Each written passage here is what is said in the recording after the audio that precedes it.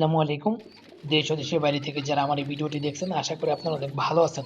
তো বন্ধুরা, এত দ্রুত যে আমার এই ইউটিউব চ্যানেলে ১০০ সাবস্ক্রাইব হবে এটা আমি কখনো ভাবি নাই। এই সম্পূর্ণ ক্রেডিট আপনাদের। আপনারা যে আমাদের এত অল্প সময়ে এত ভালোবাসা দিবেন এটা কখনো আসলে ভাবি নাই। এই ভিডিওগুলো আপনাদের হয়তো অনেক উপকার আসছে বা আমার চ্যানেলে ভালো কিছু আছে বিধায়ী আপনারা আমার চ্যানেলটা সাবস্ক্রাইব করছেন। যারা আমার চ্যানেলটা সাবস্ক্রাইব করেছেন অবশ্যই তাদেরকে অনেক অনেক ধন্যবাদ। কারণ আপনারা আমার ভালোবাসেন বিধায়ী আমি আর ওর ভিডিও করতে উৎসাহিত হই। আর যারা সাবস্ক্রাইব করেন একটু কষ্ট করে সাবস্ক্রাইব করেন, সাবস্ক্রাইব করলে পারে আমি পরবর্তীতে ভিডিও করার জন্য উৎসাহিত হই।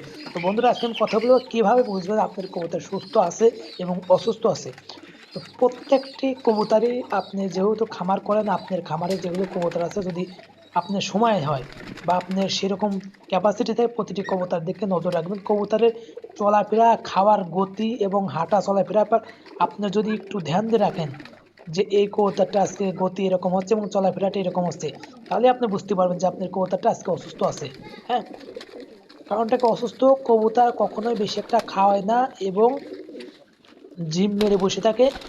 আবার সব সময় জেনে আপনার কোলাহল বেশি ওখানে যেতে চায় না। কিন্তু সুস্থ কবুতর আপনার কোথাও কিছু ভয় পায় না। আপনি যেখানে যায় হোক না কেন ওরা তার ভিতরে যে আপনি পারাপারি করে খাবে এটাই করবেন। আপনি যখন খাবার দিবেন তখন আপনি একটু খেয়াল করে রাখবেন যে কোন কবুতরটা খাচ্ছে দেরিতে এসে এবং সেই কবুতরটা আসার গরুদ কেমন, মানে গতিটা কেমন বলতে চাচ্ছি। যদি গতিটা নর্মাল হয় তাহলে ওই কবুতরটাকে আপনি খাওয়ার পরে সব কবুতর থেকে ওই কবুতর প্রতি আপনি আধা ঘন্টা ফোকাস রাখেন। দেখেন ওই কবুতরটা আধা ঘন্টা কী করে এবং আধা ঘন্টা কোথায় কোথায় যায় এবং আধা ঘন্টার চলন ফিরনের গতি কেমন, রেগুলার যেমন আছে তেমন আছে কিনা। যদি দেখেন যে না তেমন নেই তখনই বুঝবেন যে এই কবুতর আপনার অসুস্থ হয়েছে। তখন আপনার কি করতে হবে, ফার্স্ট টাইমে যত নর্মাল অসুখ হোক না কেন আপনাকে কবুতরটাকে আলাদা করে আপনার লফটের থেকে অনেক দূরে রাখতে হবে, মানে মিনিমাম ১০-১২ হাত।